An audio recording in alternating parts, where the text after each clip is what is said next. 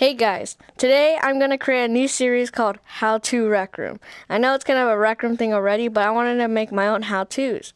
Now today we're going to go over chips, and that's kind of how this series is going to go. I might go into building and like settings and stuff like that, but for now we're going to do a chip series, and right now we're going to learn about the basics. So let's go. Okay, so here we are. These are the chips we are going to be using in this tutorial. Don't be scared about this one. The height does not matter. It's actually quite simple. Now, we're going to start off with the variable.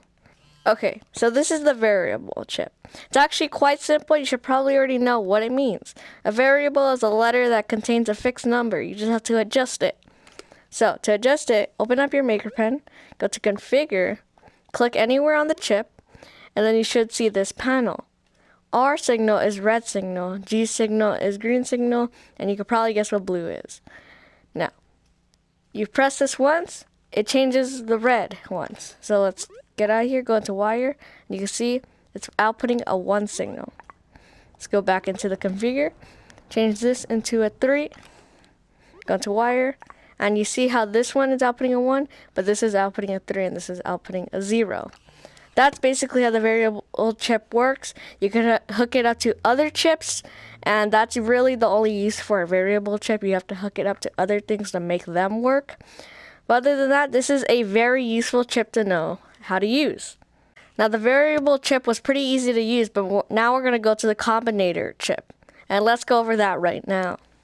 So here we are with the combinator chip. The combinator chip is a pretty simple chip to use because it just adds, subtracts, multiplies, or divides any number that gets inputted into it. So we will need an input, as aka the variable chip. Now, you're probably asking me how you're going to change this, right? So you're going to want to open up your Maker Pen, go to Configure, and click anywhere on it. And you can change it to subtraction, multiplication, division, or as a percent. There will be a more in-depth video about the combinator, but for right now, we're going to use addition. So let's change this right here. We're going to make this a 2, and a 3. Now we hook it up to any of these 3 things right here. So let's just do 2, 3, and 2 plus 3 equals 5. That is a simple way to use the combinator chip. There is more ways you can do with this chip, but I'm not going to go in depth in this video. Wow, those are pretty easy, but this one's also going to be pretty easy. The compare chip, let's check it out. The compare chip compares 2 in units and determines if it should output a 1 or a 0. Now, let's see what this can do. So go to configure, and you can also change this to going to not equal, greater than or equal to, less than or equal to. For now, we're going to do an equal sign, but there will be a more in-depth video about this in the future. Now, let's hook it up to our variable. First, we need to configure our variable to have some numbers. So for right now, we're both going to have red and green have a 1. So let's hook it up to here and there. Just so you know, you could also hook up non-colored configured wires. Now, these both equal 1, so this should, if red equals green, then you output a 1. There's also this area right here that is else. So if this is not true, then else would output. So let's change that into a red into a 2. So 2 does not equal 1, obviously.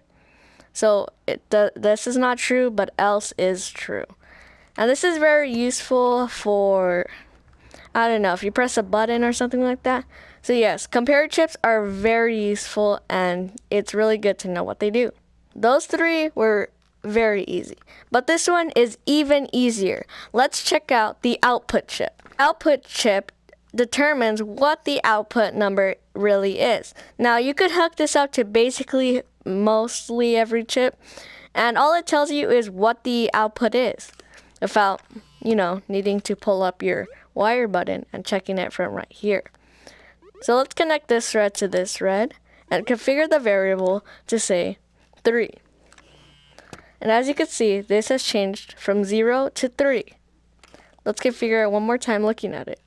Pull this over here, change it into a 4, a 5, a 6, an 8, and bam. An output chip determines what the output is. And that's all there is to it.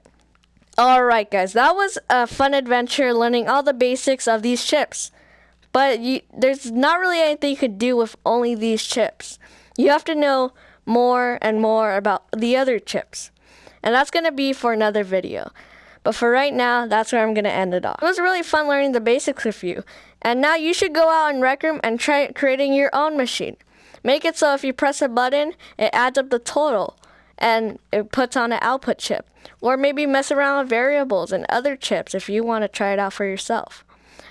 More videos will be coming out soon, but not just chips, building tips and setting tips. And I'll see you guys in the next one.